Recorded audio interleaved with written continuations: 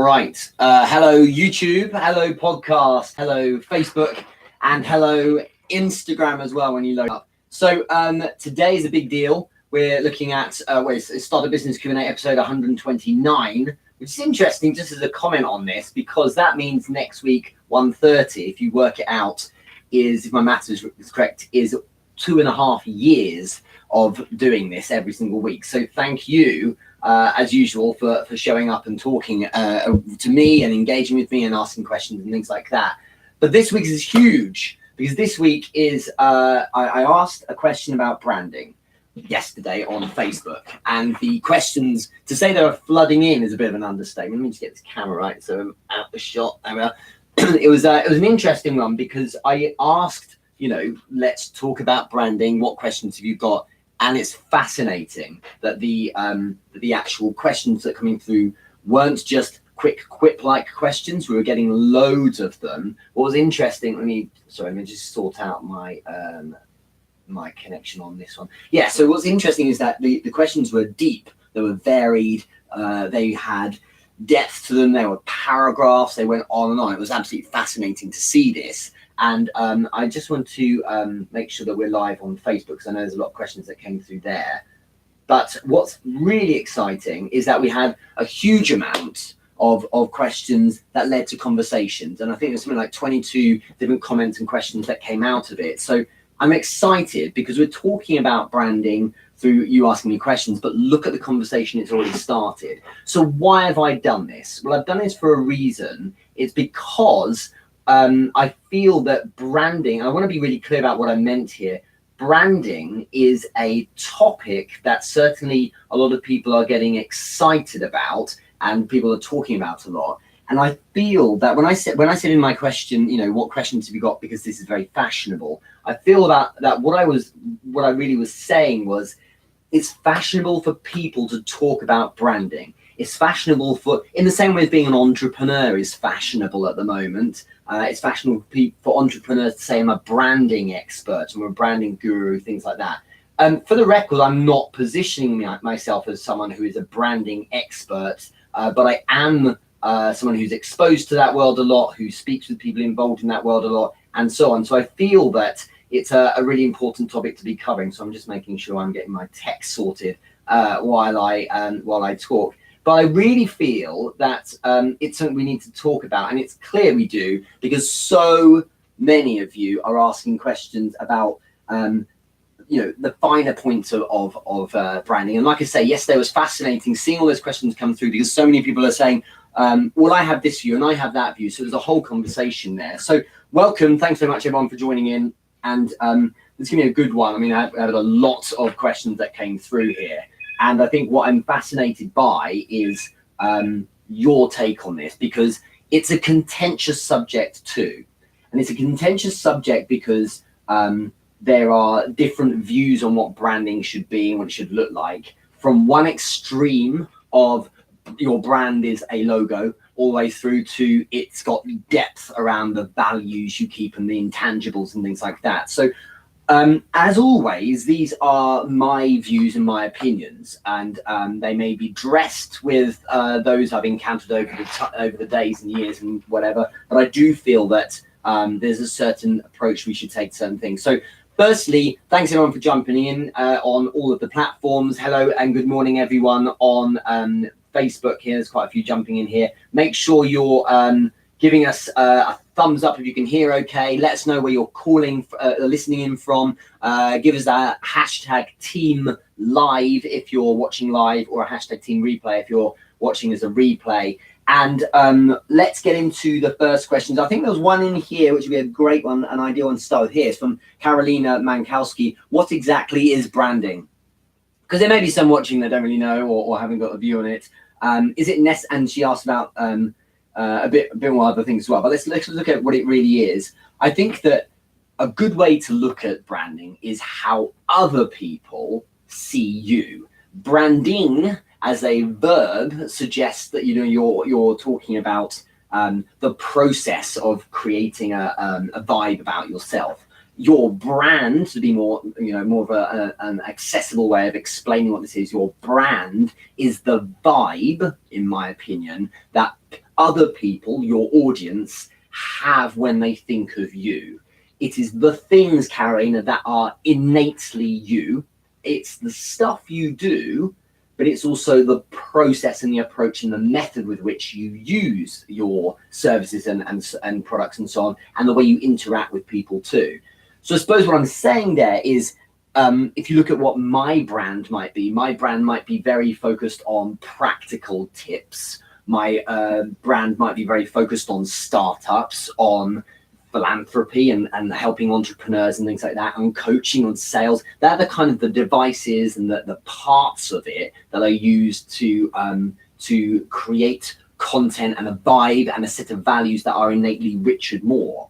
There is dressing on top of that. I've used that word twice today. So dressing on top of that in the form of things like a consistency behind how I come across. So for instance, my YouTube thumbnails have a particular formula to them. They are laid out in a particular way. My podcast starts in a certain way. My live Q&As are done in a certain format from a certain place. My Instagram text, in fact, all of the text in pretty much on my content, it follows a certain color scheme. If you go down to the minutia, where it uses black, white, and the occasional word of orange, for instance. So there's a whole load of information there, but I do feel that it's important to understand that there is no defined term or defined feel of what your brand should actually be, because some people omit certain elements that I've described. I've deliberately put out all of that deliberately because there are certain elements people have missed or don't have, and it doesn't matter. What matters is that your brand is the vibe that people have when they think of you, really. So that's the way I look at it. Hopefully that starts off okay.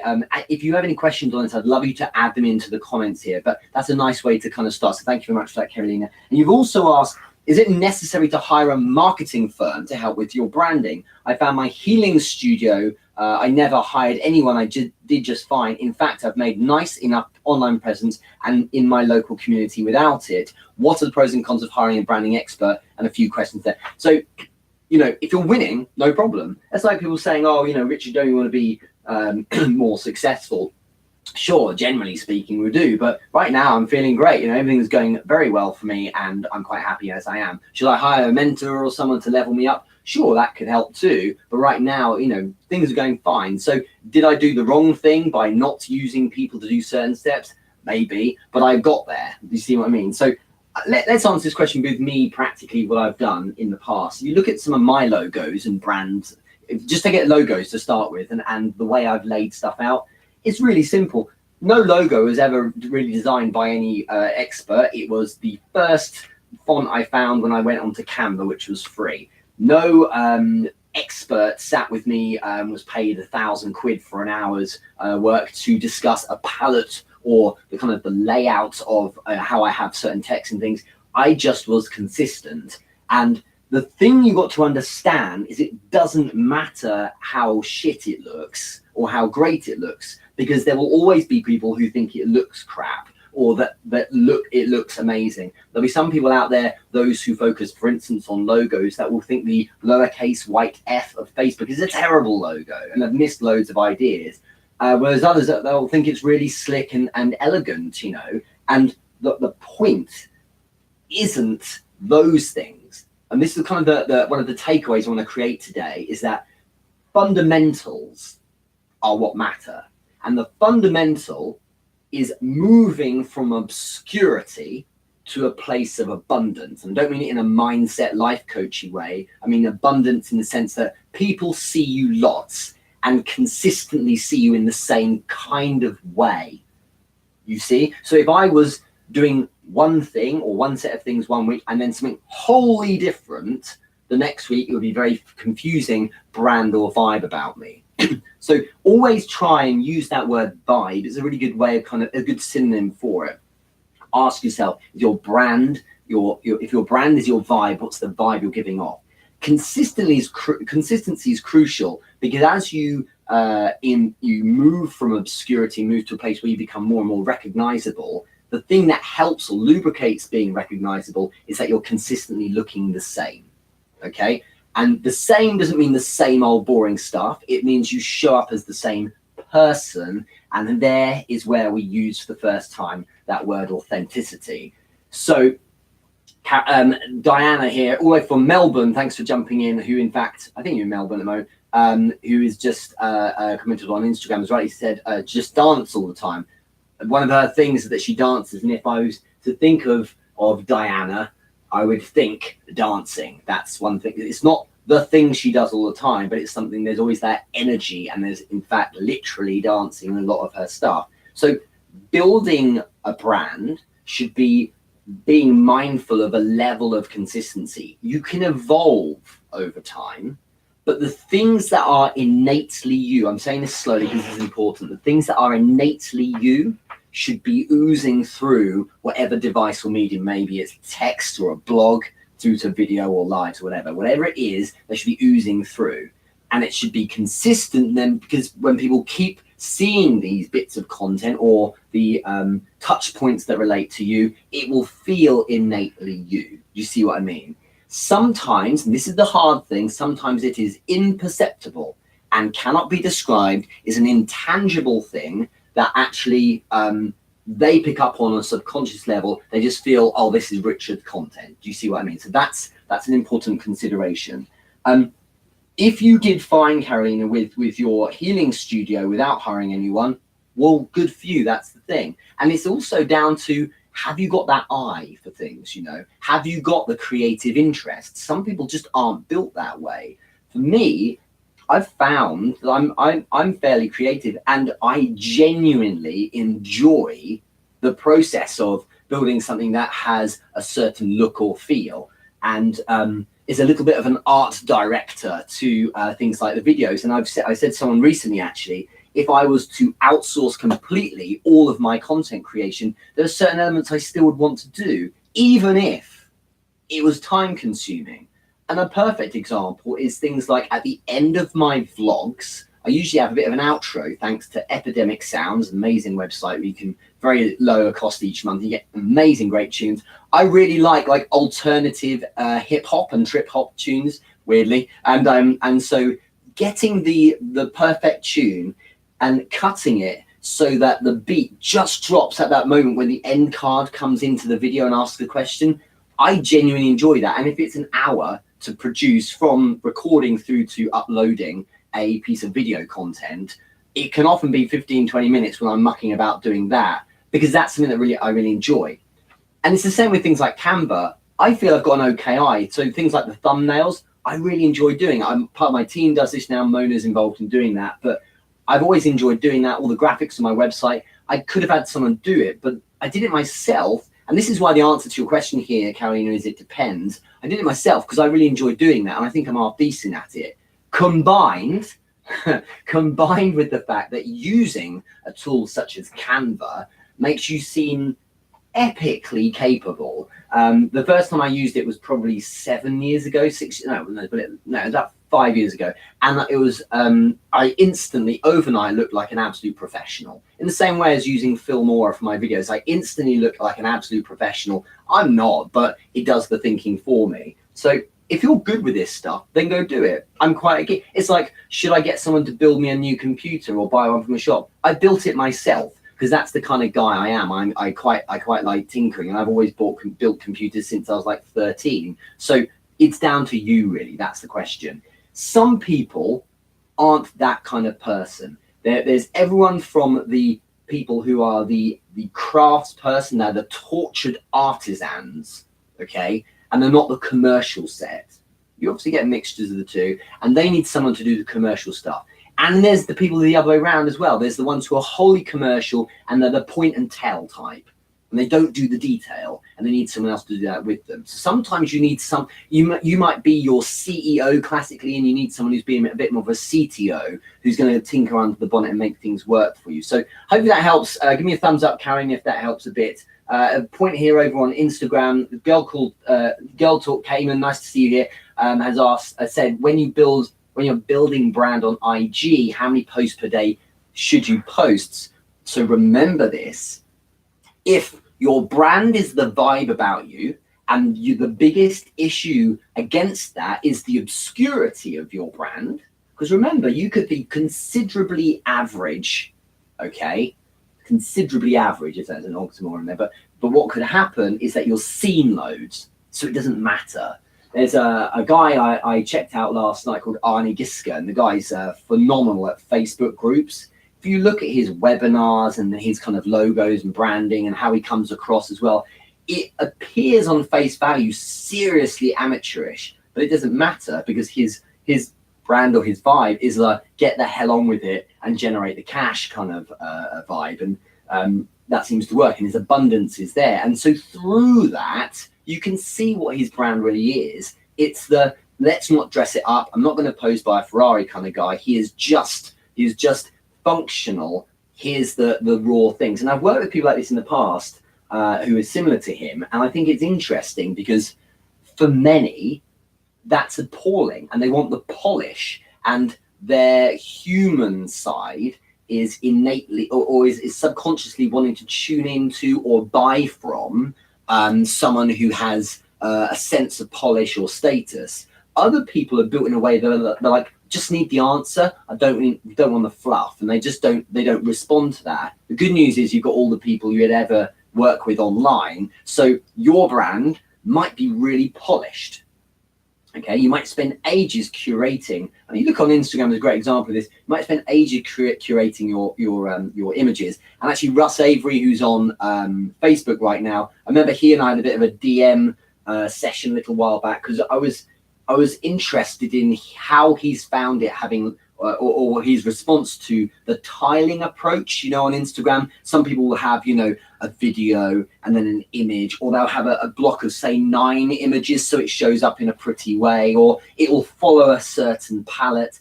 And certainly for lifestyle brands looking for influencer sponsorship, for instance, against their account, they will do branding that is aesthetically very, very engaging, or will feel nice, will be easy on the eye. If you look at someone like Gary Vaynerchuk, who arguably is very strong in this space as well, he doesn't do any of that. He just has videos everywhere. And if you hold your phone at arm's length and just look at his set of posts, it's like this mess, because they're just thrown up. But so the point there is that he is targeting people who are interested in the substance of what's being said. Whereas lifestyle, classically, like a luxury lifestyle brand, will be all about that feel. And sometimes it's, what matters is it's got a dusty pink and white palette. And it will be mostly, someone laying on a fur in a really expensive hotel room. And all of the vibe will be about that. And it'll be cute quotes with little little things that make you feel good about your life, and you can see by me calling them cute that I don't necessarily respond to that kind of thing, but that's because that brand's designed for a certain type of people. So there's other questions we need to get into. There's a lot to be said here, and I'll try and cover as much as I can. And let's see what other comments have come up here on Facebook. Russ Avery has written, Richard Moore, since I changed from the tiles layout to the rows of 3, my engagement has increased significantly, so about 2%, a huge for Instagram. So that's very good. If your engagement has gone up as a result of having a layout like that, then good. I feel that it depends on the audience and what they care about. And I think without question, I haven't got as many people who might follow me if I was more motivational in entrepreneurship and business. And I have more people who are following me who are the action takers that are on the ground, because they understand that I'm not going to say one's better than the other, but my thing is about giving practical value, hence these kind of live streams, if that makes sense. Let's go on to the next question. So we've got one here from Ian Tisker. Should personal brand reflect your authentic self or your ideal self? So I suppose what you're saying is, should it reflect who you are now, or should it reflect who you want to be, or your ideal self, maybe certain elements being omitted? Well, here's another way to look at it, maybe throw this back at you, Ian, is that perhaps your authentic self should reflect, in a way, your ideal self anyway, because this isn't about lying or about throttling the truth. what this is about saying, who do I want to be and who am I trying to move towards being? And so if I want to move towards being my definition of whatever success is, and that person is maybe a very positive person and is pushing for a certain direction, then I should probably have innately those kind of traits anyway, as part of my vibe, remember, and that also is authentically me. So what right now I'm trying to be this kind of person, that's the person I'm moving towards being. And so it is actually me as I can, turn into this person and develop into that kind of person. So I think they could be the same thing. The main thing to understand is that you don't front as someone that you're not. So if hypothetically, I wanted to be someone who drove a Ferrari because I thought that mattered, then I wouldn't pose next to a Ferrari I didn't own, but I would be the person that I would need to be to ultimately have that Ferrari. So my authentic self now, the one that wants to own that Ferrari, is the person I should be, because that's the person that will go on a journey and ultimately go and get it. You see what I mean? So you can probably join the two together, in my opinion. That's the way I look at it. I'd be interested in your views, everyone, on that question. So we're live, just for those of you who are joining in on Insta, on YouTube, and over on Facebook as well, and hi on the podcast. Put in hashtag Team Live if you're watching live, and Team Replay if you're watching in the replay. Also, let me know where you're coming in from. This is episode 129. We're looking at branding because it's a very big issue. You can see in how I'm carefully trying to articulate things that there's a lot of different ways people are looking at this, and I want to make sure I cover all the ground we need to. Let's pick another question here from Russ Avery, in fact. Awesome. Couldn't agree more that branding is super important. There's an evangelist right there for branding. What's some of the BS branding advice that's out there? One thing I think, and this is maybe one of the reasons why I decided to have this session, is that for those starting out, Russ, I believe one of the ridiculous pieces of advice is that you need to define your audience. Now, you've got to bear with me on this, because to be effective in kind of brand and so on, and make sure that you resonate with the right set of people, you need to know who you're targeting, right? But here's the thing. You don't know for sure who your ideal audience is unless you've spent some time with the potential audience you might be targeting. Until you know, you don't know. A great example of me understanding and defining my audience was when I started my Taekwondo schools back in 2014. And what I was doing was I was saying, come one, come all to start with. I was having loads of different classes. I was teaching age 3 to 6. I was teaching adults. I had a ladies only class. I had a teenagers class. I had all these different ones. And the idea, and they all had their own brand. There was Little Warriors, and there was, the Pump Ladies fitness class, or the cardio, all that. I had loads of them. And the whole point was, I was going to have all these different brands, and I was going to see, ideally I'd run them all, but I was going to see which ones I liked. After time, I was like, I don't like that one. And it wasn't anything tangible. It was, I just prefer to not teach that class. And I think one of them quite early on was the 3 to 6 ones. It was like, I've been teaching for 12 years now. I'm a dad. On a Saturday morning, do I want to get up at 7?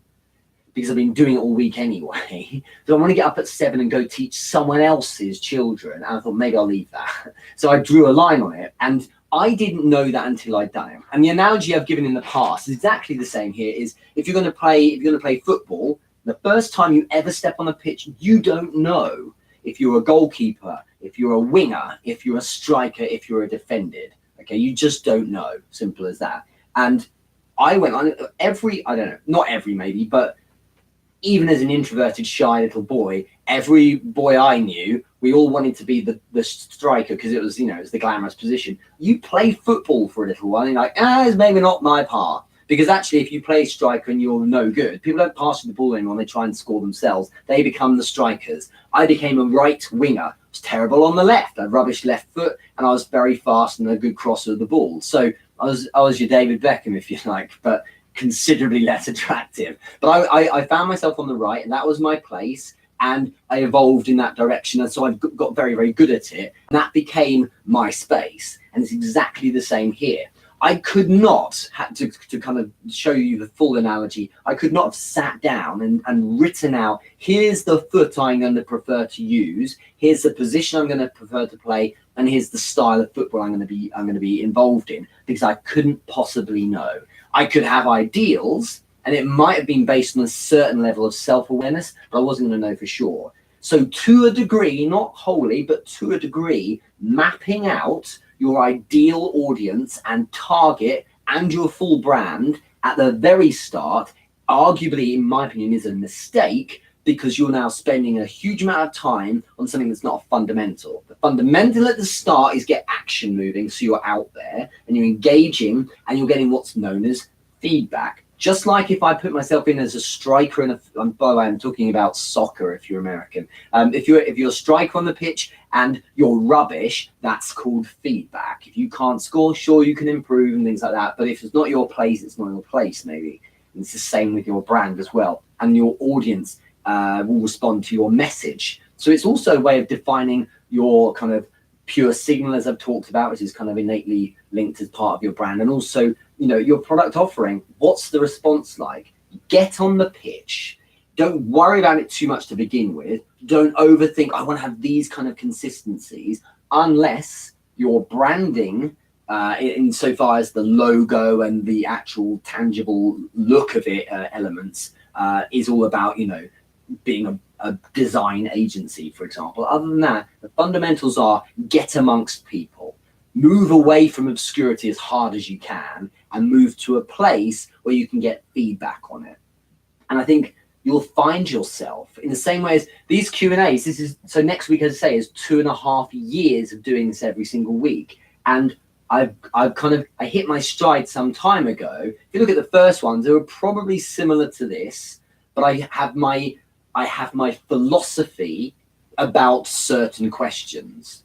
Okay, I have answers to certain questions because I've done hundreds and hundreds and hundreds and hundreds of questions over the last couple of years. So I've heard myself answer them, and I've seen people go, oh yeah, that's a really good point, or I like that answer.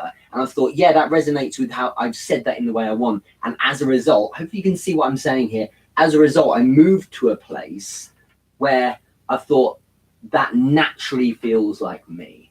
Posturing as someone else or with another set of answers, or regurgitating the views of another person, is a pretty hard thing to do, because then you'll get inconsistency after a while. You need to hear yourself after enough time, so you'll have a sense of, yeah, that does feel right, that does sound right, that is my tone, that is my vibe. Do you see what I mean? So you need to spend some time there. Daniel here has just jumped on Facebook, was talking with Tony Bubb about the same topic last night. Do you feel the need to alter your signal for different audiences? Good question. I think there's one in here that's similar, so let's answer that. Mona Nairi, if you're building stuff as a personal brand, what's the perfect balance between business post and posts that really let people know what you are, who you are? But also she's added, is it totally fine to have different persona on different platforms? No. You should have different parts of the same persona across the platforms. So for instance, on my Facebook or Instagram stories, it's the stuff I'm doing day to day. It's my life. It's the stories on a social level. On my LinkedIn page, it's still me, and the vibe of Richard Moore will come through, but you're seeing more of the practical business tips, because 80% of business leads or B2B leads come from LinkedIn. It makes sense to put that part of the signal out. So there is Richard Moore, and certain platforms or devices within platforms. So for instance, an advert or a video post or a poll I might ask, or if I ever did one, a quote I might give, or a story, for instance, in the Instagram or Facebook sense. They are elements of the same person. I don't change who I am, though that's a slightly different conversation. What I'm doing with those is using them as a device to show different parts of me. So a good example of this is a blog. Okay, so if I was to write an article, a blog on, say, Medium, or when I've been on Influensive or Thrive, or of course on my own website, or an article, say, on LinkedIn Pulse, those articles are my musings and they're my vibe. And it might be that to a degree, I'm quite strident about certain topics. And as you get older, you do find yourself a little bit more like punchy on certain things, and you might get a bit salty about other things. But that the way I write and the way I come across when I write something is that I say they're my musings. Whereas I might on Instagram stories do something completely different. But for those who watch enough, remember working against obscurity, they'll be like, yeah, it just feels like Richard. And every time I speak to people offline on, you know, in a Skype call or face to face, they're like, oh yeah, you're just like on not on the telly, I was gonna say, but you're just like when I see you on YouTube or on LinkedIn or something like that. There's no difference. I had a chat with Belinda Aramide yesterday, that was last week, from LinkedIn, and she said, it's really nice, you're just like you are on all of your videos. And I'm like, yeah, same for you as well. And I think that's the main thing. There's never any fronting. The reason why is because, and this goes back to the point earlier, if you're trying to be an ideal of yourself, then you're not being really you. And the thing is that is too hard to sustain. And even if you pull it off, you'll impress some people, but there'll be still some people who are like, what an idiot. So don't try and impress people, just be yourself. And the thing you've got to understand is there's such an abundance of people out there that are potentially going to watch, that will be interested in the type of person you are, that you can be whatever you want to be and people will still follow or be interested in you. There's some, you know, you could be, I wouldn't suggest it necessarily, but some people like moan all the time. They're negative, pessimistic people. And you see it and like they get all the attention in the world because some people pander to that, you know. So it doesn't matter too much. What does matter is that you're consistently and regularly yourself, if that makes sense. Just want to shout out people jumping in here. So Daniel, hi, thanks for the comments. Christine, good to see you. I'm going to see you next week. Ernest, good to see you here as well. I think of it as tuning the signal that is still authentic. Yes, you're not changing who you are, but over time, you're going, I'm more this kind of person. The thing you'll understand, and this is a long play, the thing you'll understand is it's a slow process. Tuning my signal on the answers to questions on a live show like this is something that's taken time. And the answers to questions in the first few episodes 2.5 years ago were probably similar to what I'm giving now, but I'm more like, yeah, that's right, that feels right saying it that way, because I've heard myself over and over again. It's an intangible, subconscious coaching that you're doing, but you have to hear yourself, if that makes sense. Anna Sabino, nice to see you as well on Instagram. Andres Riras, great to see you again, my man. I hope you're having a good new year. So true, mission trumps marketing skills all day. So have a sense of where you're going. And if you don't have a sense of where you're going, it doesn't matter so much. It's not fundamental. It's about spending time getting vocal, getting in amongst the crowd so you can get that feedback. And the feedback often isn't someone saying, I really like that, or I really have a problem with it. It's you subconsciously feeling, it's just a gut thing, feeling, do you know what? This feels right. This feels like me. You might want to post all day long motivational memes about life coaching. And if it just feels right when you do it, well, then that's probably the right vibe for you at the moment, because that's you being, you know, in your authentic space. If there's any amount of you going, I'm kind of posturing or reaching right now or fronting, then it's not quite right. And simple as that. But the thing you got to understand is that you can't know this stuff at the beginning. It's about constantly working on it, because you will evolve as you go.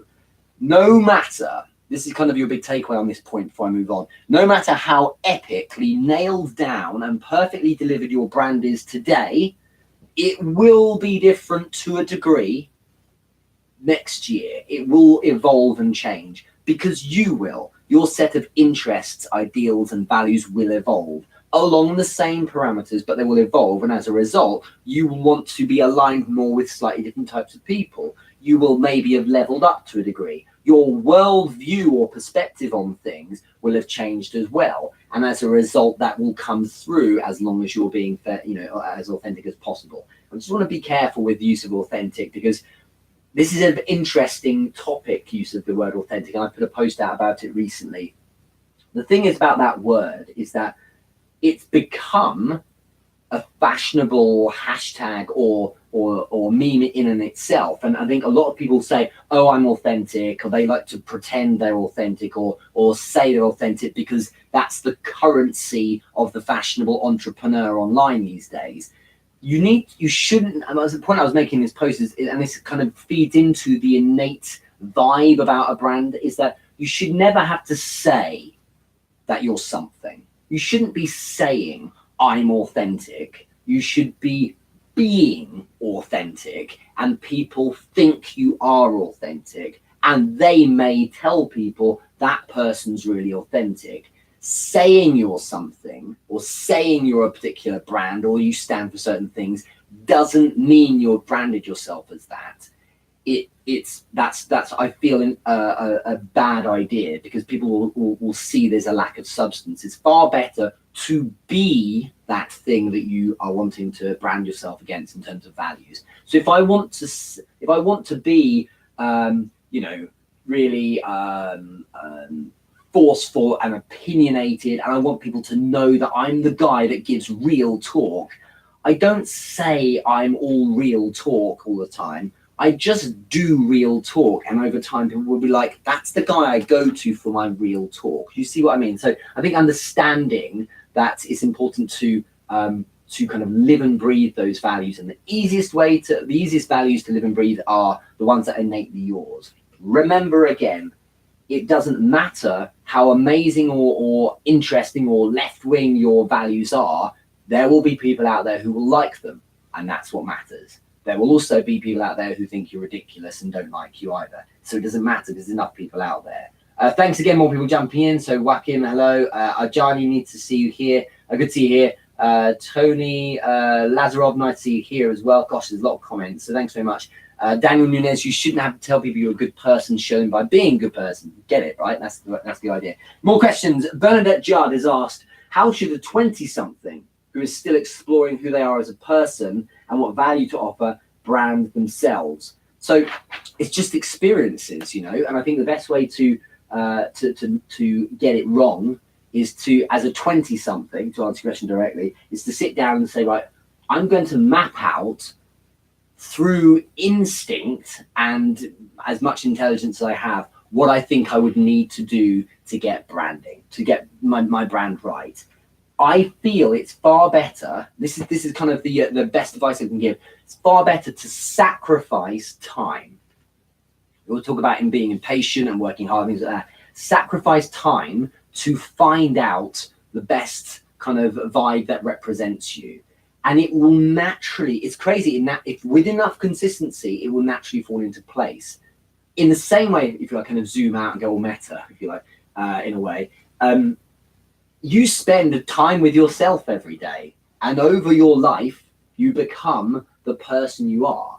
And that's not necessarily all through design. It's through spending time with yourself. By being you all day long, every day, you get to a point where you nudge against things that don't feel right, and you push towards things that do feel right. And that's how you develop into the person you are now. And arguably, there's very little difference between people when they're out of the womb. But right now, we're all so different in many ways. And that's because we've nudged towards the things we're keen on being over time, because we're spending so much time immersed in ourselves, not in an egotistical sense, but because we don't ever stop being us, if that makes sense. So that is so important to understand. And I think experiences are a great way of building a brand, because again, it's about being consistent in your worldview of those experiences. And a great example is a guy who I'm going to be seeing next week. Shout out to him. I'm going to call with him in about an hour from now. A guy called Max Mirho,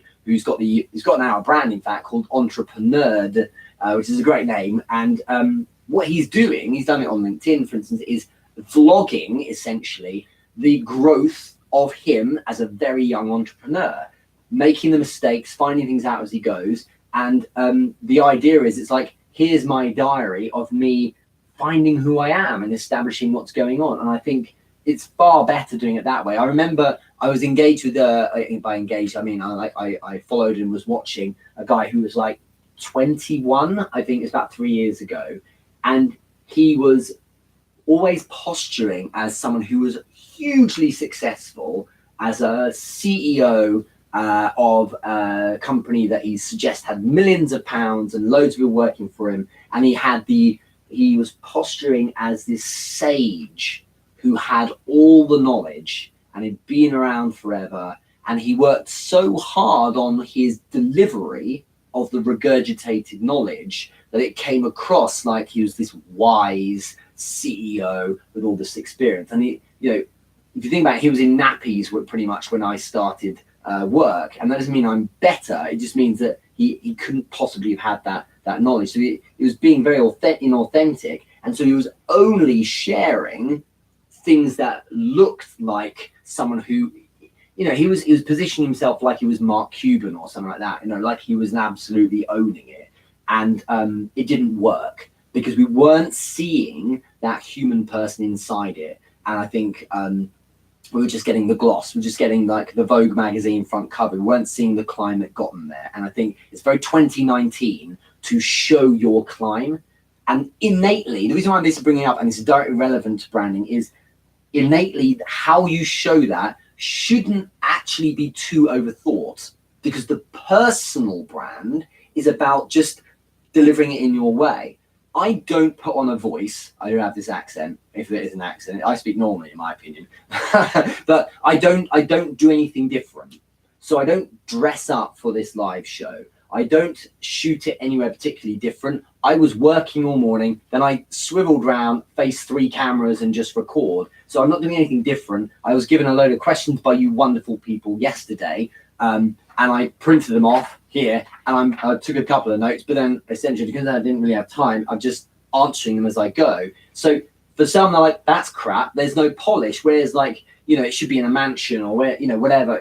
It should have a certain look. That's because they want that certain look. For me, I want it to look like this because that's how I want to do it. And I want people to engage with it because they think it's great for the substance as opposed to, the polish. For me, that doesn't matter too much. That's my brand. For the next person, it might be slightly different. They might deliberately put a shirt on for this kind of thing, okay? It might be, that they deliberately have people in the room to make it look like they've got a crew. It doesn't matter. It's whatever feels normal for you. But I don't think you should try and project too much someone you're not right now. That's the important thing. Christine, thanks for the comments. You've hopped over to Facebook. I think you're on Facebook before, actually. Max is great. Posturing is a recipe for disaster. Well, the reason why is because you can't keep it up. No one can. And you may think you can keep it up and even try to, but the point is that people can tell after a while, not consciously. Just humans are good at that. You can see where the inconsistencies are, and it's like there's something just not quite right here, and there'll be the radar in here saying that person's just not quite trusty, is a little bit dodgy or something like that. And we're hardwired to be good at that kind of thing. So it's just not worth doing. And remember, even if you posture as if you're the best in the world at posturing as someone you're not, there's still going to be people who don't like you, and there's still going to be people who like you. So why not posture as you? Just be you, because there'll be loads of people who like you that way as well. And I feel that if you just get on with being whoever you are at the moment, and by doing, remember, returning to this thing of being consistent enough, the brand will come through. And yes, you can augment it. Let's look at the journey of the last few years of me being online. Yes, there's augmentation. Yes, there's these logos. There's the Richard Moore logo with the little circle and the RM. Sure, there's that. And it's nice because then an image on Instagram will have that as a little watermark at the bottom. It's a little bit of a level up, but it's still going to be, there's not a major difference. And I don't feel, for instance, for MySpace, it's not going to make a huge difference to it. It's a nice level of extra polish that says not entirely an amateur. Maybe someone who's got a bit more going on about himself. But I think the mistake, I'm looking at the start. Remember, this is Startup Business Q&A. The very start, it's a dangerous thing to not focus on fundamentals. And what I'm pushing hard against is locking yourself away in a room, or worse, even recruiting someone to design logos that, that represent your brand values when you haven't been on the pitch enough yet. Do you see what I mean? It would be like me endorsing my own cologne before I've even become any kind of personality. It's like, well, what does this guy stand for? We don't know yet, but maybe it will be this. So it just doesn't work. You see, it needs to be the other way around instead. So you need to find yourself a bit and then let that develop into those details as you go along. But it's far too much time being spent on that kind of nonsense. There's a company I'm working with who is a startup, and they're not closing any sales yet. This is why I'm helping them. They're like, there's no deals, but they've got a logo, gorgeous website, the photos are stunning, and it's like, guys, it needs to be like a little bit more ugly to start with, a little bit, and it doesn't have to be if you're a branding or design or luxury business. I understand that, but your MVP, minimum viable product, really you can get away with.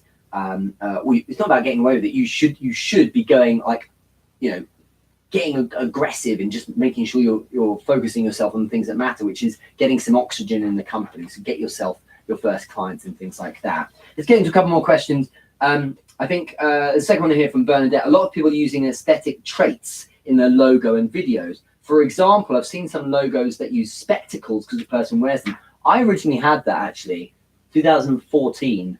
I had Moore, Richard Moore, and the 00 was glasses. And in fact, those that remember from 2 years ago, I used to have a pair of red glasses just there. And I was like, oh, look, what the glasses. And that was like the little watermark in the bottom corner of my YouTube videos. And it's like, okay, it didn't really do anything, but I was just there. I thought it might be interesting. I've seen people that wear a certain thing in every video, such as a wig, to make that part of their brand. These examples have often confused me as it seems limiting. What if I decide to use an eye supplement and no longer require spectacles? What if I dress in a way for my videos that doesn't resonate long term? Pros and cons of using aesthetic traits. My opinion is just overthinking this. I don't think it matters. It doesn't matter unless it matters. And what that means is if you're going to be the guy, Bernadette, or the woman that wears a wig for everything, well then cool, if that's your thing. But if you just decide one day to be a bit quirky and throw a wig on because it'd be funny, well then it's not your brand at all. It's just you having fun as you go along. So it depends what you do. You could be, you might be known as the wig guy, and that's your handle on Twitter and all that kind of thing. So it makes sense, right, to do that. But actually, it's probably a peripheral thing. Again, starting out, this stuff's overthinking. The main thing is you get out there enough, and then things like logos can change. My logo originally was actually the word 8-Step Startup, and I quickly pivoted to Richard Moore and 8-Step Startup being a product rather than me, because people were like, who the hell's Richard Moore? And what's 8-Step Startup anyway? I was doing it the wrong way around. So I attached that brand to me as my personal brand. And yeah, my logo was Richard Moore with the glasses for a good year, I think. Then I just changed it. And as long as you don't change all the time, your brand can evolve and change as you go. It's no problem, really. If you look at Facebook or Amazon, they've not necessarily changed their logos that much, but over time they might evolve, slightly change the font, things like that. These things are so incidental. I don't believe it matters unless that's the thing you do. So to use your wording, aesthetic traits, if aesthetic traits are the thing you do, well, then it matters. Otherwise, it just doesn't. What really matters is whatever logo you've got or whatever kind of representation of you there is that there's an abundance of it. So people are like, oh my God, you just keep coming up everywhere. That's why, for instance, my content is where we put our money. So instead of making ads as funnels to get people to buy stuff directly, I put money, essentially like an ad, I put money against my content. So people, as much as is possible, are seeing what I do. Okay. That way, they'll be like, this guy's shown up again. And subconsciously, they're saying to themselves, yeah, he's just like the person I saw before, just like the person I saw before. Life's too short and it's too difficult to be something different. So don't manufacture something different unless your thing is that you're going to be a particular type of comedian or deliver things in a certain way. If you look at PewDiePie or Markiplier, on face value, the way they talk is like kind of slightly insane, but it's entertaining, and that's their persona. but sitting around the dinner table with their mum and sister having Sunday lunch, if they ever did, I don't know if they did, then I don't know, I'll find out. If they were to do that, they wouldn't be speaking in that way. Can you imagine how manic they would seem? So it's like they're just putting on their persona. And I think you can, if that's going to be your thing, then fine, that's cool. But then you've got to decide that that's going to be your consistent thing, if that makes sense. Next question. There's actually one here from Being a Messenger. Hello, Team Wales. I think the only person who watches from Wales. That's all good. In your opinion, what is a standout brand? An example or examples will help those starting an entrepreneurial journey. Well, it depends on what you're doing. I'd like to hope for someone who is focused massively on targeting people who want to reach me for value and advice and help and guidance from the trenches of building startups, who's been selling and marketing for 15, 16 years. I'd like to hope I'm a fairly decent example of that. I'm wholly in on the value and not dressing up. You see what I mean? Whereas the alternative is maybe someone who's more lifestyle and with wonderful polish. And if you take away the stories, because they're so well done as examples of just that person's life and so authentic on her, Brittany Hoffman, who I met recently, it was amazing to meet her. Her Instagram posts are spectacular for an example of great branding. So she worked with Gary Vaynerchuk. She was trained as a lawyer. So she was past the bar, if you say, in the States. Then she worked with Gary Vaynerchuk as one of his brand directors or something like that. And then she's worked with people like Marie Forleo as well. So really worked with some amazing people. And the delivery of her Instagram, the brand there, the consistency, that nice hot pink that she uses as a color scheme, and the choice of font. And that, I know you've already got so many on Instagram, but that look is really wonderful. And I think that it is so consistent that I don't need to see her face when I have a post pop up to know that it's Brittany. And that's one of the things that's important. In the same way as with many people, you have that vibe about them. When, it might be the filter they use, or the way they come across, or the way they fill their page with little things going on. Dot Lung is a great example. One of close friends who understands social and branding, I should think, and the creative side so well. Looking at her Instagram and also her stories as well, there's a level of polish. It's fascinating because she has artists, because she's a very creative type. There's a lot of artists behind her who have worked with her to make sure she has this wonderful brand, the Social Media Dragons brand, and it's purple. And there's dots, because obviously her name's Dot. There are dots, like animated dots all over everything. And the level of work that goes into every single post is phenomenal. But I don't need to see that it's from her or have her face on it to know that's Dot. If I wasn't looking at my screen and it popped up, I would know it's one of her posts. So there's brand consistency in her palette and in her look. If I was to flick on the sound, I'd be able to hear her the way she talks. Often it's through the little filter with the Bambi ears and that. So I think to a degree it's hard to know. But the stuff she talks about is all about her. She does #EatWithDot and so on. So those things are important because she's just sharing her interests consistently. And I think that the more you do that, the more you get that kind of vibe. So they're two really good examples, certainly through Instagram, which is a good place for classic branding of yourself in the way you look or appear sense of things. But I think I strongly want to push the point that branding can be a lot about your vibe, and it can be about the substance you give across. And there'll be people out there who just write text. Okay, just write text, but they just are known as, you can just tell who they are because of the way they write certain things. The guy I know on Facebook, Gallant Dill, he's in Dallas, I think it is, and he's like 25. He's phenomenally successful in Austin, that's where it is. And he does a lot of text-based posts online, and he is, you just know it's his stuff because the way he writes it, very direct. Very no nonsense about things, and if you're following several people, you'd know that it was him after a while because you spend enough time around it. So I think this isn't something to overthink in the planning step. It's a case of saying let's get on and do, And again, this is this term of sacrificing time. Sacrifice 6 months of posting and find what you're after, find what feels good. And the branding process, it could be like, I'm going to sit down on the side and define what I'm going to do, then I'm going to go and do it. I think if you're very seasoned and you're about to bring in a new brand or a new product launch on something very established, you know what you're doing, then you probably could sit down and define it to a degree and what it's going to look like and so on. And that's where maybe a brand help could come in, when someone can say, you know what, I'll come in and help you go through that process. But with the greatest of respect to people who do that, it's not rocket science. It's who are you trying to target? What would they like to see? How are you going to come across? How can you make sure you're consistent in doing that? And I've seen this at work with a 9-figure business, actually. And the brand consultants who came in, and I saw then the guidelines, and it was every single time you write something that goes external, it should be with your own font that was designed for you. Every single time you send an email, you should use your email signature that has this set of logos using this size font and writing in this way.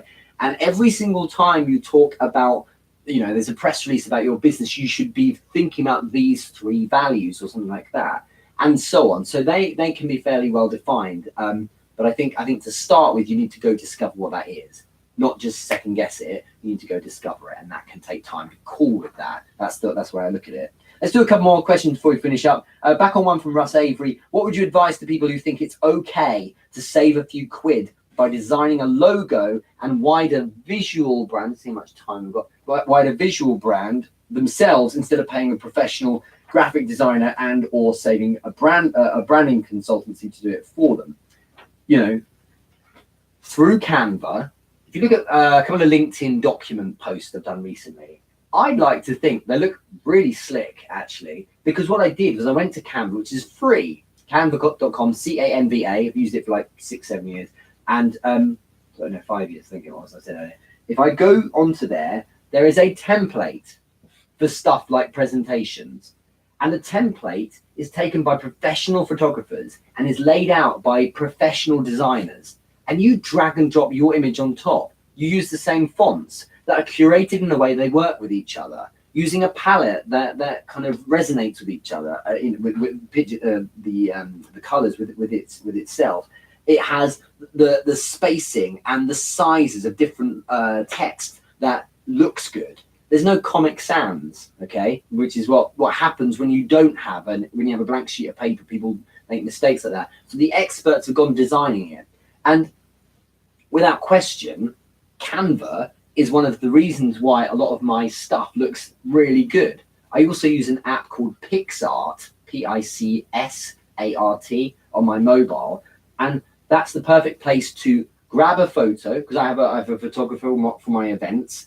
Grab a photo and stick it in PicsArt. Then there's a thing which is add photo. So I'll add the logo, the watermark that's transparent, that sticks on as well. Their filters are spectacular. And with every filter, there's like 6 different alternatives. And then there's all of the sliders as well. You can change so much.